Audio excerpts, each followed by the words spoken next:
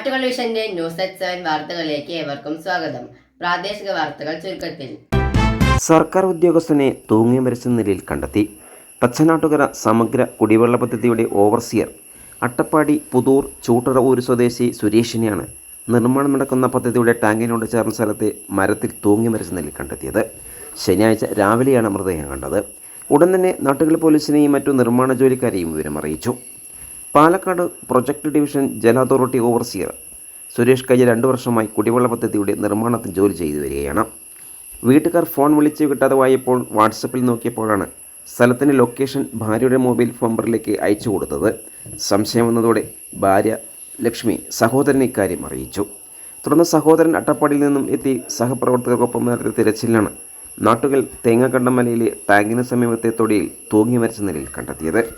നാട്ടുകൾ police സ്ഥലത്തെത്തി മേൽ നടപടികൾ സ്വീകരിച്ചു. തച്ചനാട്ടുകർ ഗ്രാമപഞ്ചായത്ത് പ്രസിഡന്റ് റുക്സിനി സയ്യിദ്, ഗ്രാമപഞ്ചായത്ത് അംഗങ്ങൾ എന്നിവരും സ്ഥലത്തെത്തിയിരുന്നു.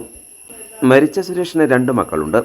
ഓൺലൈൻ ലോൺ ആപ്പ് വഴിയുള്ള ഭീഷണി ഉണ്ടായിട്ടുണ്ടോ എന്ന് സംശയമുണ്ടെന്നും ഇക്കാര്യം കൂടി പോലീസ് അന്വേഷണത്തിൽ ഉൾപ്പെടുത്തണമെന്നും ബന്ധുക്കളും സുഹൃത്തുക്കളും ആവശ്യപ്പെട്ടു.